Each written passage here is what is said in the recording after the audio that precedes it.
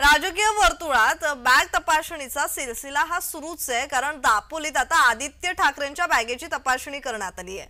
हेलिकॉप्टरची ही भरारी पथकाकडून तपासणी करण्यात आलेली आहे। आदित्य ठाकरे हे दापोलीत पोहोचले आणि यावेळी हेलिपॅडवर आदित्य ठाकरे यांच्या बॅगेची तपासणी करण्यात आलेली आहे। हेलिकॉप्टरमधील बॅग सेक्शनची ही तपासणी करण्यात आलेली आहे।